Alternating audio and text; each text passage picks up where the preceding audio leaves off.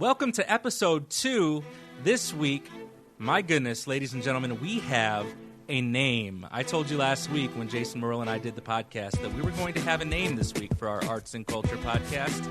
And sure enough, we came up with something that makes so much sense, that is so straightforward, that none of you are going to forget who we are or what we do. And it's very simply the CAP. The CAP. That's right. CAP, that's Culture and Arts Podcast. It doesn't get any more straightforward than that. There was not a way to add entertainment because we didn't want it to be the Cape, because that was a really lame show on ABC about 3 years ago that dropped off after one season. Terrible, terrible, terrible idea. Jason Merle is not going to be with us this week. He is at home saying that he is ill for the second episode of the show, when really we know that he's just resting up for tonight's Colts playoff game. And after last week's kind of intense game, he wants to make sure that his body can handle it and that he's well rested. But we do have our other host, who we promised you would be here last week, and that is his brother, David Merle. David, say hello. Hello. Here's my question. You say that the cape was a lame show? It was terrible. Perhaps, but it doesn't explain why you're wearing a cape today.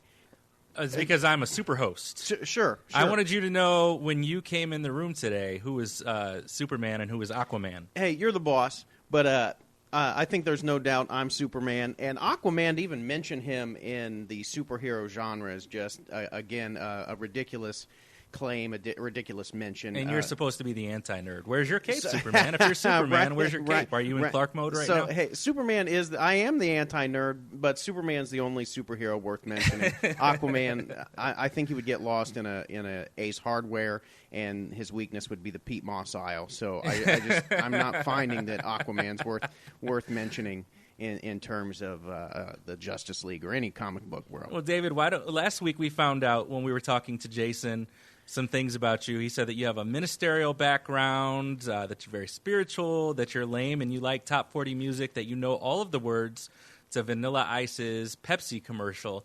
And I told him that when you came on the show this week, I was going to ask you to rap that for us. Right. I took a little bit of a beef with my introduction last week. I'm, mentioned as the guy that loves top 40 music and that's cheesy. I think that the only problem with this, I do love top 40 music, but that's because that is the best music on the market. This indie music and all that, I have real risk. I am not going to rap today. I apologize. I'm more of a Coke Zero fan, so I got to resign that.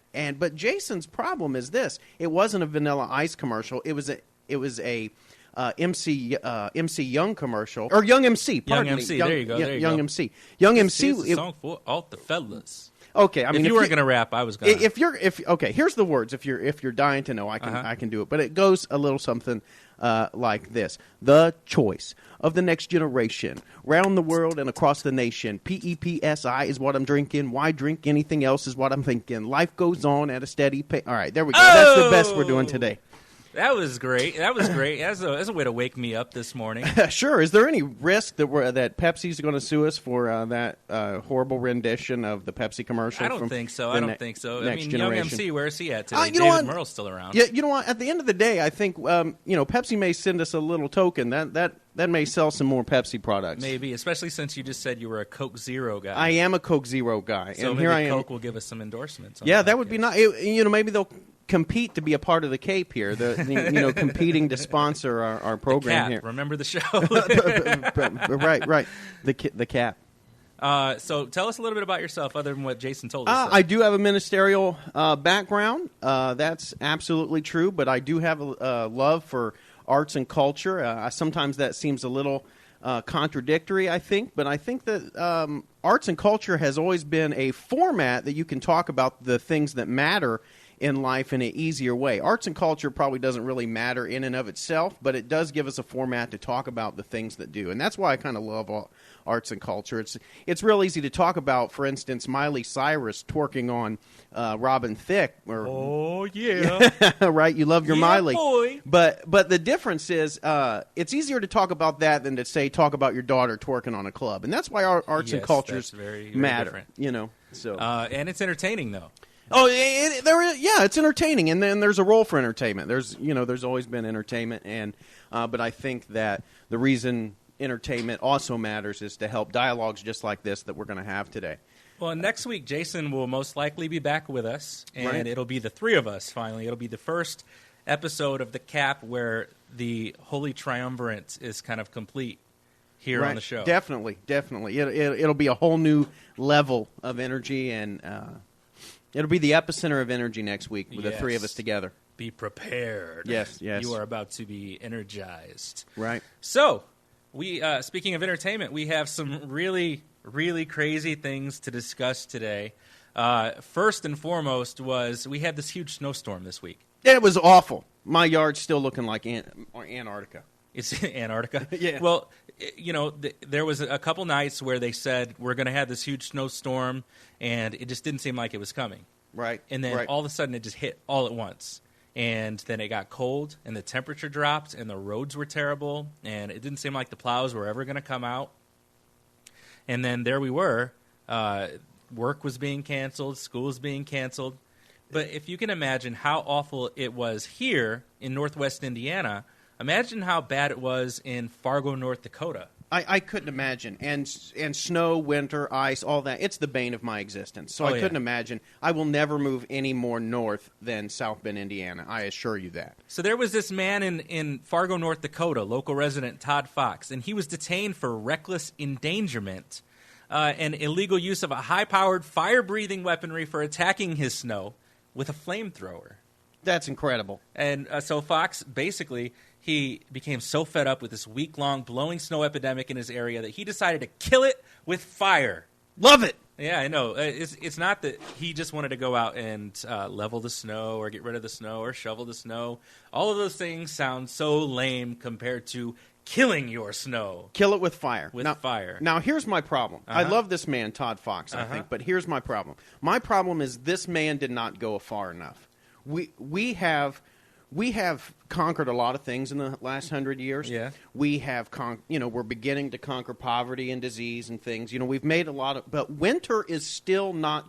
We've not conquered it yet. No. And I think Todd Fox is leading the way. My problem is he did not go far enough. Okay. He needed to use more weapons, perhaps a machine gun on the icicles, perhaps I just, a mace on a standby. I don't know. I think he needed to pull out full artillery. This is the first martyr of the war on winter. Oh, the war on winter. I like that. There's a war on everything nowadays. And there We should might as be. well have a war on Todd winter. Fox should be the Obama-appointed czar for the war on winter. All right. I think this man should be a hero and leader and legend, but I don't think he went far enough. So you think it's a full-out assault is what we need to have on the snow? I think that we all need flamethrowers. Okay. Well, let me tell you what his neighbors said. They were treated with quite a show last night as Fox unleashed this inferno upon the mountainous snow palace that was his front yard. Neighbors to his immediate right and his immediate left, according to this article on the FM Observer, they said that they noticed a bright orange cloud and could hear what they thought was Puff the Magic Dragon spewing mayhem all over hell, which prompted one of them to notify the police. Puff the Magic Dragon's an interesting choice. Was he a violent dragon? I don't think so. I thought Puff the Magic Dragon was like an innuendo for marijuana smoking. Perhaps. But if you were Puff the Magic Dragon and you're living in all the snow that we've had to face lately, I would gather that maybe Puff the Magic Dragon would be upset as well. He would just fly back to Honolulu. Sure, you're way more familiar with the Puff the Magic Dragon references and culture than I am, but... Well, I love Fox's reaction. Todd Fox said that he was simply fed up with battling the elements, which we all are, and that he did not possess the willpower necessary to move 4 billion tons of white bullshit. Love it. Love it. Are you in the mood to move the snow? No, I hate shoveling what I have. No. Mickey's like, aren't you going to get out there and shovel the snow? I'm like, I'm working up the will. No, I'm working up the nerve. I don't know how your weekend went, but mine was basically I had to plan. I'm going to shovel every 2 hours, knowing that this assault of white garbage is going to be falling from the sky. It's like there's not many things in life. I claim that I'm going to get on the treadmill every day, daily. I get on it just a few times a week, and then all of a sudden something enters my life that I've got to do every 2 hours all weekend. Yeah. To make sure that my family survives. Yep. That it's awful. Well, I went out and shoveled once, and then I came in for a few hours, and I looked outside, and it was like I had never shoveled, like I had never touched the ground. So I went back out, and I shoveled again.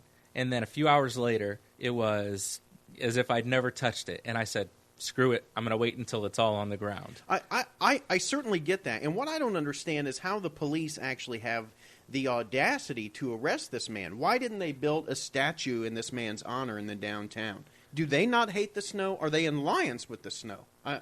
Well, he wasn't resistant to the arrest, according to the article. It says the police say that Fox surrendered his efforts immediately upon the arrival and that the front yard looked like a hydrogen bomb had gone off. They think he was just happy to be done with snow removal, even if it did mean a trip to jail. I would be, too. What about you? You got the flamethrower. You've melted all the snow in sight. Your yard looks like a hydrogen bomb wasteland. You go to jail for the weekend. What do you think? You digging that? Yeah, I mean, I think that it depends on, because every man has his breaking point. They have that point where they're no longer willing to put up with a certain thing. In this case, for Fox, it was snow. And he just decided, you know what, I'm going to weigh the options here. I'm going to tackle this like a man and deal with the consequences. And I respect that. Todd Fox is my new hero. Absolutely. He gets the first CAPE award of some kind. The CAP award? What the heck? CAP award. You know what we'll do? We'll call it the tip of the cap. The tip of the cap to Todd Fox. You get the tip of the cap. Right. All right. Amen. Well, speaking of things that maybe should be jail-worthy. Yes. At least here in the United States, you would think this would be jail-worthy. We saw an article that was from the Daily Star, and basically it says that in one of the newest crazes in Japan, fashion designers have created this new range of sexy garments for men set to arrive in stores in February. You know what this is? I know a little bit about it. Please refresh my memory. Okay, so here. this company Wish Room, who have been making underwear since 2008, said they want me to have the chance to enjoy the same kind of soft and luxurious undergarments that women are used to. And the range is designed directly for men, and it's special fits for larger frames, and the bras have dropped the padding to create man's ears, or bras for men. It's man lingerie. This has to be a joke, right? I don't know. I'm not familiar with the Daily Star. It could be one of those Onion-type joke sites, I suppose, but we are living in 2014. It is a very progressive world out there. You just never really know on the internet what's real and what's fake. Joe, I'm not feeling this. I think that this is the wrong direction for men, and I really don't. I don't think women would find this sexy. I don't think women would find this sexy either. It's almost, to me, I think women would find it laughable. Yeah, this you couldn't be any less sexy if you walked in your bedroom in a circus clown outfit, I think. Yeah. I just think that I just don't think women this is going to be appealing to women. I mean, if you look at the pictures that our listeners are not privy to see right now, it's clearly just men lingerie. Hey, lady, I'm oozing testosterone. Watch as my chest hair bulges from my bro's ear. Have we forgot in this day and age? Have we forgot? Maybe what a good number of women find sexy and what men find sexy. I mean, have we lost something? What is it? A lot of women and a lot of men find a lot of different things sexy, and there might be some women out there that actually would like this kind of thing. I just think they're going to be such a small percentage. See, that's where I'm at. I agree with you there. I think that there's all kinds of different folks in the world. I get that. And so when you say something, there's broad strokes and generalizations, and they're just not true for everybody. Yeah. But I do think when you look at the type of magazines that are marketed to women and the type of magazines and different things and products that are marketed to men, I think that there's it's still true that men are kind of driven by their testosterone and all those all the things that come with that, more aggressive personality and such. But I think that, and so I think women are attracted to that confidence, and I don't think that this oozes confidence at all. Well, ironically, though, the article points to a man, at least one man, who likes it. And it's a representative of the company Wish Room. His name is Masayuki Shuiya. I don't even know if I'm pronouncing that right. I obviously don't know the language. But he wears the label's products, and he told Reuters, which we do know is a credible news source, I like this tight feeling. It feels good. Where's Todd Fox when we need him? Where's Todd Fox? I think we need a flamethrower to these products. You think he's going to take it to the entire product? I think so. I think this is ridiculous. I think this is ridiculous. And the executive director, Akiko Akumonia, again, don't know if I'm pronouncing that correctly or not. Probably not. Did you flunk Japanese in high school? I never took Japanese. Well, the best exposure that I had to Japanese was probably Bruce Lee movies. Okay, fair enough. I don't even know if is that Japanese? You're asking the wrong guy. I'm very uncultured. But she said, I think more and more men are becoming interested in bras. And since we launched the men's bra, we've been getting feedback from customers saying, wow, we've been waiting for this for such a long time. That is just not true. That is not true. Men are not sitting around waiting for bras. This has to be a paid spokesman. That is not true. Men are not sitting around waiting for bras and silky underwear. Well, what about, in Japan, they have mandatory workouts and different things that they have to do during the business day, breaks where they do cardio and kind of keep themselves awake. And they, I think, as a nation, are probably in better shape than men are. In America, where man boobage is more prevalent, okay, is this not something that you think would be positive for some people? Well, it might be positive for some people, but I just don't think it's going to take off. It's definitely not taking off here in America. I'm sure. I'm confident of that. So since this is a culture and arts podcast, I mean, what do you think this says about the culture that we're currently living in 2014, whether it's a global thing or whether it's just a U.S. thing?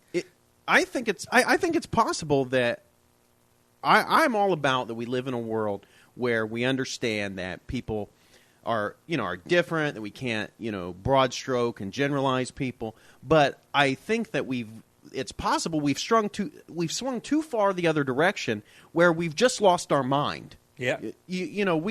We see, classroom teachers where, teenage girls have said, I need a pacifier to get through my day and relax. That's just ridiculous. That's ridiculous. And I think this is part of that a little bit of that crazy mess where we're so, I hate to say so tolerant, because I think tolerance and acceptance and love and all that's a good thing. But when we've just lost our mind, where we think we can market silky underwear and bras and that, I just think it's going to be a small market. So you're saying, and I totally agree with this, we need to pretty much find a happy medium point. I mean, everybody can be themselves, but we don't necessarily have to be Al Borland in the flannel shirt and Levi jeans with a big beard. Right. But we definitely don't want to be wearing silky bras and bros ears. Right.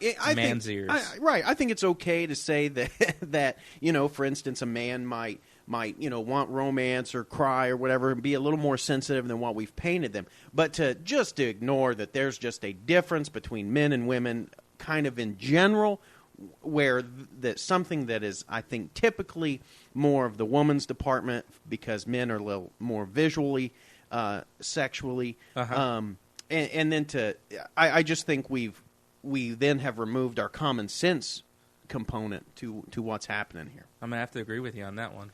So, moving on. I don't know if there's anything else. Is there anything else you want to say about man bras? I am done with the man lingerie unless Todd Fox promised me he's getting out his flamethrower. He's taking the flamethrower to Japan. Okay. Yeah. And we're destroying the merchandise. Right.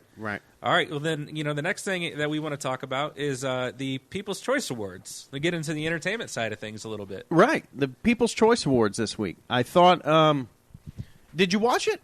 I didn't watch it. I was busy. I had an event that night, and I was gone out of the house. Yeah, I work late, and so I didn't watch it either. But I think being now podcasting, arts and culture, this wonderful show, The Cap, I think we have to stay on top of this kind of thing. And I think they had some interesting choices. I think they had some good picks and some bad picks. I thought we could go down these and share me your thoughts on these. Going down the list. All right, let's start it out. Favorite movie actress, which, by the way, I thought that the nominees for this particular category was a typical Joe Ruiz weekend here. We got Gwyneth Paltrow, Jennifer Aniston, Melissa McCarthy, and Scarlett Johansson, and Sandra Bullock. I don't know that Melissa McCarthy would be a typical Joe Ruiz weekend, but moving on. So fair enough. You got the others there. The winner, Sandra Bullock. What do you think about that? Sandra Bullock, out of that group of women, Gwyneth Paltrow, Jennifer Aniston, Melissa McCarthy, Scarlett Johansson, Sandra Bullock is probably the most talented actress of that group of women. Jennifer Aniston can be good depending on what she's in. Gwyneth Paltrow can be good depending on what she's in. Melissa McCarthy is obviously more comedic. Scarlett Johansson, some might call her a great actress. I don't know. I think she's more of a looker with like a smoky, raspy voice, and I think that's where she gets her roles. I'm kind of a fan of Scarlett Johansson. Yeah? Yeah, but I don't know if sound is required, I'll be honest. She's an incredible looker, I think. She is a looker. I want to see this new movie called Her, where you don't see her at all. But have you seen the previews for this? I've heard about it. It's where the guy falls in love with an application on his phone system. Yeah. Well, it goes throughout his whole house, but it's in the future where you can actually have conversations like you do with Siri, right? But it's a lot more in depth, a lot more detailed, a lot more personal, and the system builds its preferences around your personality type. So you have someone who fits your mold that you're able to converse with. Now, I think that probably has some cultural implications that we could talk about on an entirely different podcast. Oh, and we should address. Yeah, definitely.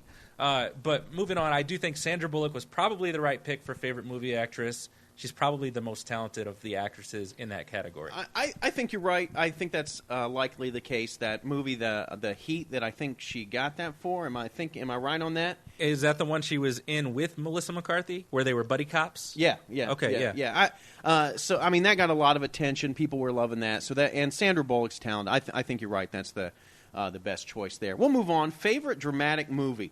The nominees for this were Captain Phillips, Gravity, The Great Gatsby, Lee Daniels' The Butler, and Prisoners. Now, I've not seen a lot of these movies, but it's going to be tough for me. Gravity won, which I've not seen, which I'll have to because Captain Phillips was incredible. Was it good? Yeah. Okay, I haven't seen any of the movies in that category. Right. But I can tell you that no matter what Captain Phillips has to offer, no matter what The Great Gatsby, I know what The Great Gatsby is about. Obviously, I've read the book and I've watched the old movie. Right. No matter what that has to offer, Lee Daniels' The Butler, I'd imagine it's about a butler. Prisoners, I'd imagine it's about prisoners. Sure. But none of those things take place in outer space with giant pieces of rock flying at you and you're flailing off of the top of a space shuttle and you are almost going to float out into outer space. Almost certainly to die. That seems, for a dramatic movie, to be about as dramatic as you can get. I think you build a good case that they picked the right winner. Yeah. The difference is Captain Phillips, true story. Tom Hanks did an incredible job playing Captain Phillips. I'm with you on Gravity. On you build a good case that sounds exciting, but the rescue of Captain Phillips is an amazing story, and I'm surprised. Again, just from the take, because neither one of you haven't seen any of the movies. No. But from what I can tell of Captain Phillips, I struggle to. I don't know if I struggle because you're right. The idea of the gravity out there in outer space sounds pretty action packed. But I'm going to have to go out and see that. Okay. What do you think? You going to go see it? Probably not. I think, honestly, Mickey and I saw the trailer. My wife's name is Mickey. I saw the trailer, and we thought that it looked too intense. Oh, wow. Like, not something that we wanted to put ourselves through intense. All right. So I could see, as a dramatic movie, how that might be the most dramatic. I do recommend you go see Captain Phillips, or I guess Redbox or rent Captain Phillips at this point. Okay. All right, favorite album. Let's go on here. All right. Nominees, the 2020 Experience, Justin Timberlake. Okay. Bangers with a Z, Miley Cyrus. Oh, yeah, sticking my tongue out right now on the microphone. Right. Based on a True Story, Blake Shelton. Okay. Blurred Lines, Robin Thicke. And hey. Right. And To Be Loved, Michael Bublé. Okay. I think they nailed this one. 2020 Experience, Justin Timberlake, the winner. Yeah. I think that's the correct fantastic choice. album, and that's kind of like the best of what pop culture or pop music had to offer in 2013. Probably Bangers. Miley Cyrus obviously made a huge impression. Right, definitely. On people. Broke away from the Hannah Montana in a big way in 2013. Justin Timberlake had a comeback not just with the 2020 Experience, but also with the 2020 Experience Part 2. Right. I think he had a couple movies that came out. They were, not as well received as the albums. And then he also did Saturday Night Live, or at least guest starred on that show a couple of times during 2013. Justin Timberlake, he's just on fire. He does great movies. He does great music. He's conquering YouTube because of his all of his Saturday Night Live appearances. I prayed one day. I said, God, can you give me, either money or good looks or fame or personality? And God just responded, sorry, I gave it all to Justin Timberlake. I mean, this guy is owning. I would love to hate this guy, but you just can't. He just has everything, he's so likable with it. But the other people who were nominated for this category are really talented, kind of in their own ways. And Blurred Lines by Robin Thicke, I bought that album when it came out, and I'm a big Robin Thicke fan. Now, here's the thing about that album, which is bad, is it had this hit song, and it was arguably the biggest song of the summer in 2013. It was everywhere. Oh, that song's everywhere. You couldn't get rid of it. Are you sick of Blurred Line remakes, though? Yeah, I'm definitely, and I was sick of Blurred Line remakes probably after the first or second. I mean, Fair enough. It wore out its welcome pretty quick with me. Yep. But Michael Bublé, obviously a very talented artist, but he doesn't. If you were going to look at those albums and play which one of these things is not like the other, Michael Bublé, yeah, definitely. You know what I mean? He's not even in the mix with these guys. Right. Miley Cyrus, Blake Shelton. I mean, that's country, so that's like a different category than Miley and Jeff true. Lynne. But he's out there on The Voice, yeah, and he's out there. He's developing kind of a mainstream appeal. And making country cool. Definitely making country cool. And there's some good country music out there. Yeah, Blake Shelton, he has some great songs. Actually, on this based on a true story album, he has one called Mine Would Be You. It's a fantastic song. Blake Shelton's not even my favorite country artist right now, but he's getting a lot of love. Now, I remember a time when David Merle wouldn't listen to country at all. So, who is your favorite country artist right now? Jason Aldean. Okay. And I think that as in true Joe Ruiz fashion, as you've kind of cultured me over the years, I think that I've begun to see and appreciate the kind of the hometown feel that country music creates, and it's emerged into having more of a pop rock taste than it used to, and I think that reaches out to David Merle than it. I just want to hit pause for a second, and I want to kind of tell listeners something. You're going to hear David Merle refer to me as Joe Ruiz, while you're going to hear other people like the crowd at We Are Libertarians call me Joe Ruiz. I'm sorry. And no, it's okay. It's okay. And I just want to go down this little, because you're going to hear it. It's not going to stop. For years, and probably for my entire life, people called me Joe Ruiz, and that was fine. That was what my name was. That's how I pronounced my name. And it wasn't until I started working at the Children's Campus, which was a company that I worked at with David, that there was a man named Richard Sequeira, and he was a Hispanic man. And when I would say my name to him, no, that's not your name. Your name is Ruiz. You need to say your name.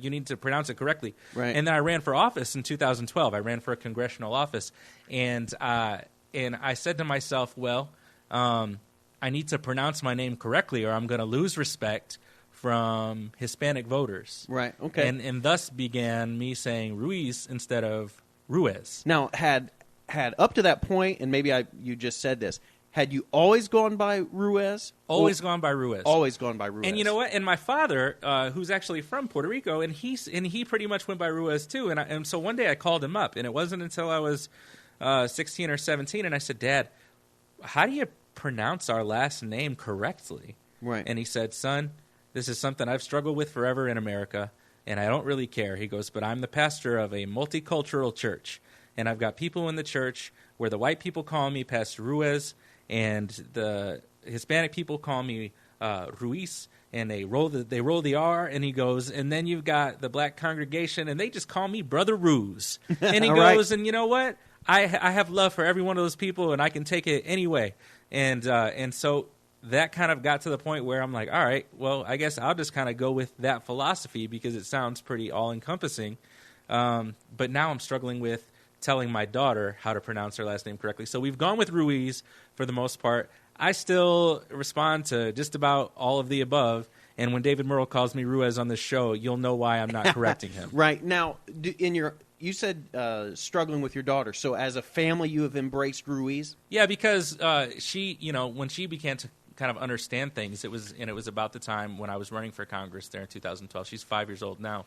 And so she would always be marching around the house, Joe Ruiz for Congress, Joe Ruiz. Right. And so she was very excited about it. And then when we were teaching her what her name is, Cameron Alexa Ruiz. And so she's had that forever now. And there's times when I'm like, man, I went a majority of my life saying Ruiz. And I just want to tell my daughter that her last name is Ruiz, and we just go with that for the rest of our lives. But now at 5 years old, she's kind of used to telling people Ruiz. It's like, how do I correct course on this without shattering someone's whole worldview about themselves? I get you. Now, I don't think, we don't have to banter this too long, but I have similar battles with my own name. And my name is European. It's Merle, There's speculation as to exactly where it comes from. But it's Murrell, and everyone calls it Merle because that's pretty much how I introduce myself. Now, growing up, here's what I never understood. The Merle family had been in Hartford City since, forever. That's where I grew up. And when I was in school, and all my aunts and uncles had went to the same schools, that's how small towns work, but yet still people couldn't pronounce my name. There was one time, and this is where I was leading up to, there was one time over the intercom, I kid you not, my brother, Jason, who's also a host of the CAP, they called us both down to the office. They said, would David Murrell and Jason Murrell, or something along those lines. So they called both me and Jason to the office and mispronounced our name both times. That is crazy. So you weren't brothers anymore for a brief second. Oh, apparently, and they should have known got better. Different last names. So, they must not be related. And I've always been surprised when people are like, "How do you pronounce that?" And they get all confused. I mean, it's two syllables, I suppose, technically, but Merle... I remember working with you, and people would... Is Mr. Morrell there? Oh, yeah, isn't it crazy? Yeah, it's crazy. They can never get it right. So, all right, I guess back to the show here. Let's see. Let's go with favorite male artist. Okay. All right, I think we'll see where this is heading again. How do you pronounce that first one, Joe? Favorite male artist? Yeah. I'm gonna go out on a limb and guess that is Avicii. I don't know who that is. I've never heard of Avicii. I don't know who Avicii is. I'm gonna guess that Avicii didn't win because if two pop culture aficionados like you and I have never heard of Avicii, then most likely they are. It was probably, you know what, whoever's on the nomination committee. It was like, my nephew's an aspiring artist, and he goes by Avicii. I'm going to throw him a bone and just nominate him. Yeah, I'm not even going to waste time Googling that, music by Avicii. Me neither. All right, so we got favorite male artists. We got Blake Shelton, Avicii, Bruno Mars, Justin Timberlake, and Michael Bublé. Justin Timberlake wins again. Yeah, but I would say that Bruno Mars probably should come at a second somewhere, and if he'd been around a little longer, right? Because he's fantastic. Oh, that's what I was going to say. I think Justin Timberlake's the choice there, but Bruno Mars is an incredible artist. I love the song Treasure. Great song. Between Suit and Tie and Treasure, those are probably my top songs this year. I don't know which last year now. So, pardon me, we're in 14. Yeah, my favorite songs of last year. All right, probably. I don't think you and I are both big daytime guys. No, we're not, but we can because we're men. Right, exactly. We can go with this daytime host. The winner was Ellen DeGeneres going up against Kelly Ripa, Michael Strahan, Dr. Phil McGraw, Rachel Ray, and Steve Harvey. I think we've said enough on that. Yeah, Ellen DeGeneres is obviously the most popular of that crew. Favorite new talk show host, we got Arsenio Hall, Bethany Frankel. Have you heard of that? I've not heard of Bethany. Well, I've heard of her. I just don't know really too much about her. All right, we got Jenny McCarthy, Queen Latifah, and Ross Matthews. All right, I've never heard of Ross Matthews. All right. Arsenio Hall, can he be classified as a new talk show That's host? where I was going with this. Okay. His show is back, but what's the criteria for new? Because I don't know. I mean, because he was around. Now, but are you ticked if you're Arsenio Hall and you lose to Queen Latifah on this? Queen Latifah was the winner? Yeah. Okay. Yeah. I don't know. I've never seen Queen Latifah's show, but she has a history of overcoming people saying she probably won't be right for that. Sure. Yeah, Queen Latifah's talented. I mean, I remember back in the day when she's rapping about women's power and stuff like that. UNITY. I should have known.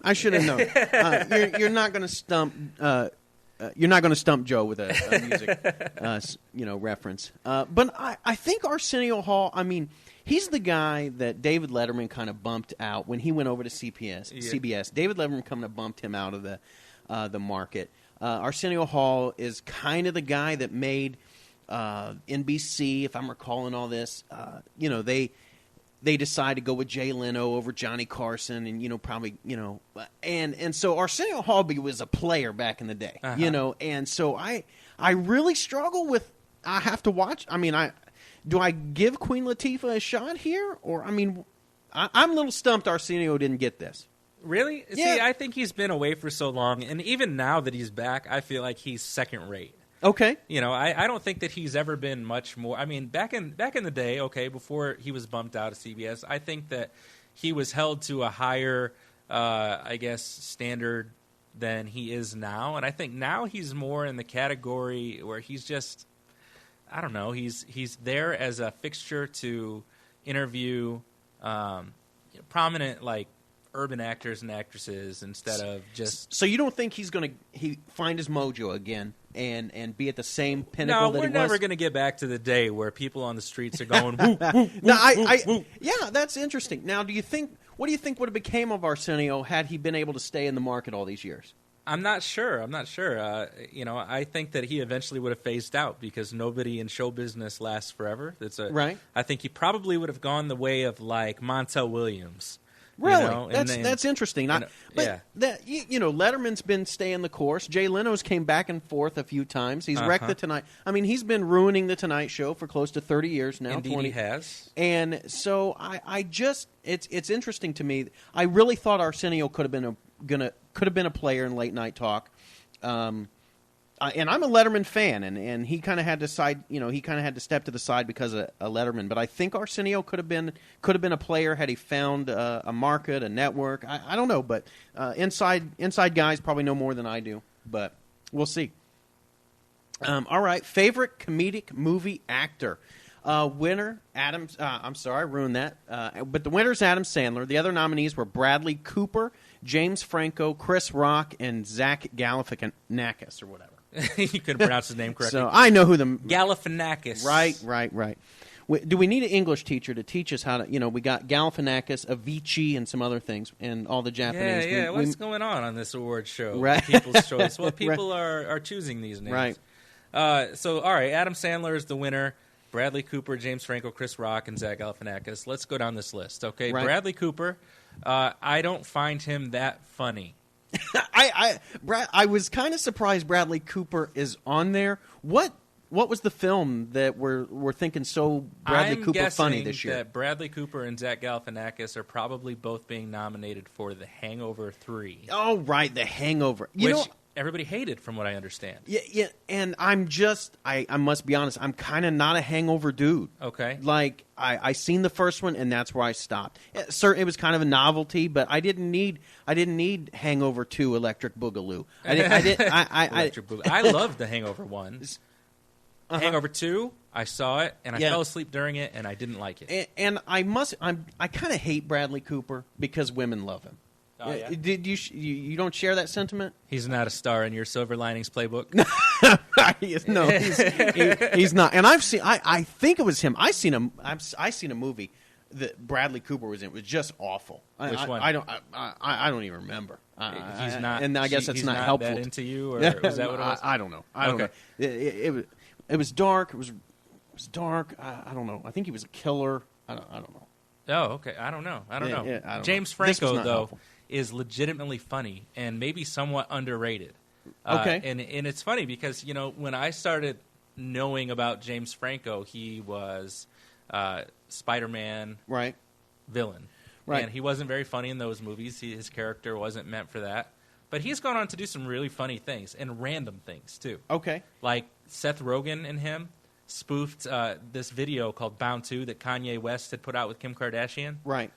Now, what's he getting the love for in this nomination? What? I'm guessing it's this movie that he put out with all of his friends, and I can't even think of the name right now. All right. So it wasn't Oz Great and Powerful. No. There was a movie that came out. It had Jonah Hill. It had Seth Rogen. And just that whole cast of people. And, I mean, everybody was in this movie. But nonetheless, you're saying funny guy. This is the end. That's what the movie was called. Great. And it was basically they were all at this huge Hollywood party, and they were playing themselves. and then the apocalypse occurs in the middle of this party. I think that's worth a see. Yeah, it's hilarious. All right. It's hilarious. I need to see pretty that. vulgar, though. You probably should be careful. All right, fair enough. It's very fair vulgar, enough. so prepare yourself. I'm familiar enough with that. It sounds... Now, the winner there, Adam Sandler, I think people kind of go back and forth. You either love or hate Adam Sandler. I'm a love Adam Sandler guy. I used to be a love Adam Sandler guy until he stopped being funny. I guess that would make it different. Well, and it surprises me that he's, winning this category. I'd imagine for Grown Ups 2, because wasn't that his most recent? Yeah, I think that was his most recent. Grown Ups 2 is kind of an interesting film. It wasn't as good as Grown Ups 1, and I kind of actually gave it a second shot, and and then it maybe have moved into the tolerable category. Okay. So I'm kind of surprised that if that's the reason he's getting the nominee, but I'm a fan of Adam Sandler. Because you look at some of his later films, okay, Yeah. and he's in this spot now where people are just giving him films because of his brand recognition. Right. But I don't think that he is where he was in Happy Gilmore, Billy Madison, in those days when I thought he was really funny. Because his last movies were Jack and Jill, which was awful. Did you see Jack and Jill? Oh, yeah, that was awful. You're absolutely right. Terrible movie. Yeah. And then Bedtime Stories, which was good, but it was like a family film. It was a Disney film. Right. And so it was not necessarily like it was best comedic actor material. Yeah, I think Adam Sandler's kind of shifting from his kind of Billy Madison days, and he's finding this new family market, and I think that can work for him. But but the Grown Ups 2 failed miserably. I think at that time. All right. I think we can skim through that one. Favorite pop artist? We can go with favorite pop artist. We got it. All right. Nominees: Britney Spears, Bruno Mars, Demi Lovato, Justin Timberlake, and Katy Perry. Dude, can I just take all of the above in this category? No kidding. I'm not as familiar with Demi Lovato, but she's got some good stuff out there. I have a 5-year-old daughter, so I'm very familiar with Demi Lovato. I got you. She sings Heart Attack, right? She sings Heart Attack. Yeah, so I'm somewhat familiar, but I'm with you, man.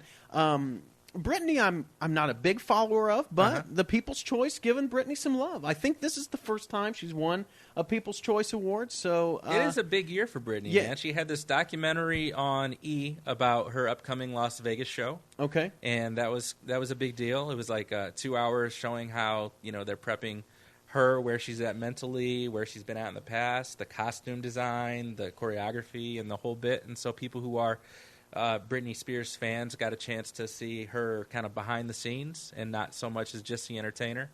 And then she got into this Las Vegas show, and so she's doing that now that Celine Dion's gone. She's kind of the big draw in the Vegas crowd. She's performing all of her hits, lip syncing, but she's performing all of her hits. And then on the opening night, Katy Perry was there, Rihanna was there, Miley Cyrus was there. Miley Cyrus was like dancing eccentrically in the front row, and I believe at one point even got on stage and gave Britney a kiss. Oh, all right.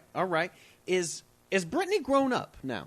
She's grown up, but she understands that like for instance, she has a video called "Work Bitch." All right. Okay. And I only say it fully because when they spell it, it's work B. Asterisk, right. Right. And he can't really say it like that. But she's very sexy in the video. Okay. But in the making of the video, and you see this in her behind the scenes, she's like, I look at myself dancing when I'm watching these playbacks, and I'm just like, who do you think you are? Okay. So she kind of knows where she has to go from a business perspective, and also has her kind of, she's grounded. Now, so she's still doing the sensual thing a little bit, but you're saying she's adding a dash of maturity here a little bit, or not so much? No, I think that personally she's matured very much. Right. And I think that she's a very grounded woman. I just think that she knows. I think she's also a good businesswoman, and she knows to stay relevant in 2014 pop culture when you've been around for over a decade. What you need to do. You say that, but you don't think? I mean, hear me out. And we don't have to sidestep, go down this bunny trail entirely because we could probably dedicate a whole show to this. But do you think the Britney Spears needs to still have so much? You don't think she has enough talent to entertain people in and of itself and not overdoing the sensuality? I mean, as a musical artist, as an entertainer, you think she has to include a dash of that? I think she still has to go with the sexiness. Okay. And no, I don't think she's talented enough to do without, because Okay. she is your textbook, and she probably started a lot of it. Singer, dancer, with the massive choreography and the stage presence, shock value, all that stuff, that was kind of her trademark. But if you just isolated her vocals, I don't think that there is enough there to hold water. And Fair enough. No, I don't think she no, could. I can respect that opinion. Your thoughts that Miley isn't in that nominee? She wasn't nominated. For favorite pop artist? Yeah. Well, maybe, part of that might be because Miley this year has played kind of the anti-hero Right, in sure. pop music. Yeah. She's been one of the most talked about celebrities. She's been one of the most talked about stars. But at the same time, not all for good things. So when you say the word favorite, I don't know that could necessarily be Miley, because there's a lot of people who love her and they just love hating her. I agree with that. I agree with that, but I know you're rooting for Miley. I love her. Don't get me wrong. I'm rooting for Miley, but we can probably dedicate a whole show to Miley Cyrus. Where we want to go? Favorite action. We should probably wrap it up pretty quickly. So let's go ahead and start. Let's do one more category. All right. So, I'd like to do favorite action movie star if we could. Sure. Unless you got another choice. No, go for it. We got Brad Pitt nominated, Channing Tatum, Hugh Jackman, Robert Downey Jr., and Vin Diesel. I really, the winner being Robert Downey Jr., but I think that my problem is that Todd Fox, flamethrower guy, is not... He's not included. He's not nominated here. I want to know why David Merle's not included. Yeah, you ain't kidding. And not only that, I think Todd Fox needs a role in the Expendables, and the song "What Did the Fox Say" is about Todd Fox. I just think this guy's my hero, so Robert Downey Jr. should hand over the award to Todd Fox. I think that if you could articulate what a flamethrower says, then you would be able to articulate what Todd Fox says. That's the next song, which, by the way, whatever the name of that group that sings... Ylvis or something like that? Yeah, whatever that is. Another, What does Todd Fox say? Right. Burn, burn, burn, burn, burn, burn. Right. No, to snow. So, yeah, there we go. A little more love for Todd Fox. I guess Robert Downey Jr. won for apparently... I don't even know why Brad Pitt was in this category. What action film did he do? World War Z? Was that what it was? Yeah, World War Z. Channing Tatum. G.I. Joe. And he died 5 minutes in. Well, he was also in, either Olympus or... something that, I don't know, one of those White Houses being taken over movies or something. White House Down? Yeah, maybe that's... Jamie Foxx? Yeah, something like that. I haven't seen that. Looks good. I hate Channing Tatum as well. You don't like Channing Tatum? Well, again, the ladies love him. The ladies love him. And he seems like a cool cat to me. And Jackman. Hugh... I don't know where we're going with Hugh Jackman. Wolverine. Okay, people love Wolverine. I think Hugh Jackman would be a better choice than Robert Downey Jr. because Robert Downey Jr. Iron Man 3, and there wasn't he was laying around fixing the robot most of the time. The whole thing was he was pretty much not Iron Man throughout the entire thing. Right, and I get the whole idea there that we're trying to show that he's the real hero and he's not just a guy in a suit and all that, which I don't have a problem with. It adds to the humanity of the character. But I don't think people go to see superhero films for guys who don't have superpowers. No, you know what? I think that the mistake that a lot of superhero films make, and I get it because you want to see the continuance of the story, but I think the big draw and the reason that they revamp these series so much is the origin story. Because there is some little boy inside of all of us men who still gets geeked when these superpowers start to manifest within these characters. And we're definitely. Why can't that happen to me? Right. Why can't I have that suit on? Why can't I fly around and Todd Fox the heck out of New York City? And I think we all want to be a hero. We all want to be, a little bit of the center of our universe or whatever. And there's something about aspiring for greater that the comic book heroes resonate with. Yeah. Who won late night? We got to throw that out there. Late night TV. Stephen Colbert. Interesting choice. It's just the wrong choice. Letterman always should win. No, Letterman. No, Letterman is that it's like scotch. You know, it's a status drink. It's something you drink when you're an old conservative man, and and it's like I'm a Scotch drinker, but it doesn't taste that good, and that's all that it is. You know, when real people are going out to the bar and they're not saying I'd like a glass of David Letterman, it's Jimmy Fallon all the way. All right, Fallon, he's the fun drink. You know, I was the guy. I follow late night TV. I followed the guy saying long ago when Fallon was on Saturday Night Live. Wish we had the podcast then. I said Jimmy Fallon should eventually take over. And he's going to. And he's going this year, to. So right? I think he's a good... Yeah. Goodbye, Jay Leno, finally. No kidding. Hopefully, Jay Leno doesn't come back. Is this... Oh, my gosh. And co-host. And if I was Jimmy Fallon, I might tie up Jay Leno or something. No, he calls Todd Fox. I think that's the deal. Todd Fox has to... He has to guard the Tonight Show. Yeah. If Jay Leno comes back again, he's retired officially more times than Jay-Z. No kidding. And I'm still mad about what he did to Conan. Oh, heck yeah. Because Conan was a better pick than Jay Leno. I think so. Conan's grown over me over the years, but Conan has got better as a host. Yes. So that's interesting. I'm glad to see Carson Daly not nominated. Anyway, had to throw For those of you who don't know that are listening to the show and who've made it this far into the program, Carson Daly and David Merle are arch nemesis. Definitely. David Merle has no love for the once TRL host. Now, and I'll tell you, I'm gonna go two things here. When I first seen, I didn't see Carson Daly a lot when he was on Total Request Live or whatever. I was an adult, and but then he started hosting later. And what frustrated me was this man had very little broadcast ability. He could not get through the show without holding his blue cards so intently. There was no instinct for the conversation. Now, unfortunately, I got landlocked into watching him on New Year's Eve. He's came a long way since then, but he's just kind of your no harm, no foul host. He's not a guy that's going to knock it out of the park. Uh-huh. He's just not going to do any damage. He's your safe bet, right? He's your safe bet. He's your Switzerland. But he's grown into that. So out of all these years in broadcast, he's grown into he's Switzerland. Yeah. So he's gone from extremely lame and untalented to Switzerland. Right. And so maybe in 20 years he'll have some ability, but yet still be the most rockin' 90-year-old host. Right, but probably won't have a show because he used it all up when he didn't have any talent. I don't know how that works. So. Late Night with Carson Daly will air at 6 p.m. 6 p.m. He goes to bed around 7:30 after he takes his medications. Right. He interviews Wilford Brimley, and they talk about diabetes. And so, but he's like, I wish there were more boomers around nowadays. We could have some conversations about our ailments. Right. All right, well, I think that the show went pretty well today. This is episode 2. It's only going to get better week after week after week as we continue to find interesting things for you to talk about on Twitter. If you have a suggestion for a pop culture article and you want to put it out there, hashtag tip the cap. Give us a tip at the cap. So tip the cap. And next week, the trio, the three amigos, Joe, Rez, whatever your name is. Yeah, with David, Muriel, and Jason Merle. Right. And we'll all be together. Be a good time. Together again.